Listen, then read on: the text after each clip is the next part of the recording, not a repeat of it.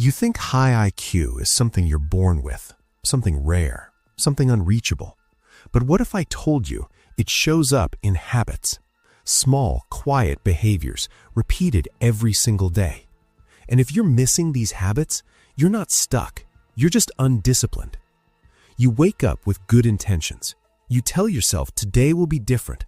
But then your phone pulls you in, comfort pulls you back, and hours disappear without a fight. You avoid hard thinking. You avoid discomfort. You choose easy over growth again and again. And slowly, without noticing, you train your brain to stay average. This is where everything changes. Because high-level thinking is not about talent. It's about how you use your time, your focus, your energy. And if you're ready to face it, you can start building it today. The first rare habit is brutal honesty with yourself. You stop lying. You stop pretending you're trying your best. You look at your day and ask one question. Did I actually push myself, or did I just stay busy? High IQ individuals don't protect their ego. They destroy it so they can grow. The second habit is deep focus. You don't jump between tasks. You don't check your phone every few minutes. You sit with one problem longer than feels comfortable. Because real thinking happens after boredom, after frustration, after most people quit. The third habit is thinking before reacting. You don't rush to speak. You don't rush to respond. You pause. You analyze.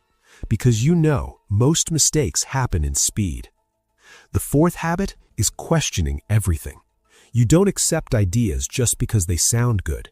You don't follow the crowd just because it's easy. You ask why, again and again. Because average minds consume information. Sharp minds challenge it. The fifth habit is learning in silence. You don't announce your goals. You don't seek validation. You build in the dark. While others talk, you improve. And by the time they notice, you're already ahead. The sixth habit is embracing discomfort daily. You don't wait to feel ready. You don't wait for motivation. You move when it's hard. You think when it hurts. Because you understand something most people ignore. Growth only happens under pressure. The seventh habit is controlling your environment. You remove distractions. You design your space for focus. Because you know discipline is easier when your environment stops working against you. The eighth habit is long-term thinking. You don't chase quick wins. You don't look for shortcuts. You think in months, in years. Every action you take connects to a bigger goal. While others are distracted by today, you are building something that lasts. The ninth habit is self-reflection.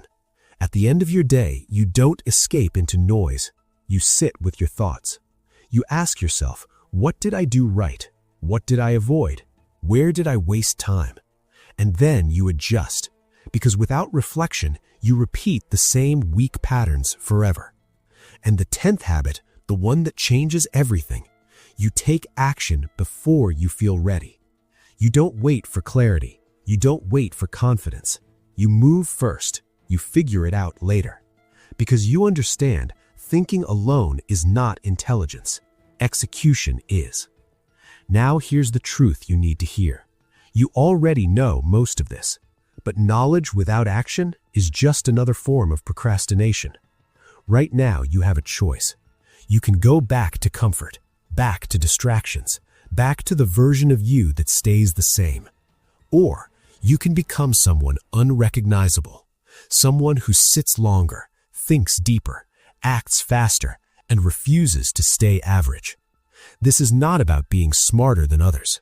It's about becoming stronger than your excuses. Because the gap between you and the person you could be is built by what you do today. Not tomorrow, not someday. Today. So close this. Remove the distractions. Pick one thing that matters and go all in. No noise, no hesitation, no excuses. Because the moment you start living like this, you don't just think differently, you become different.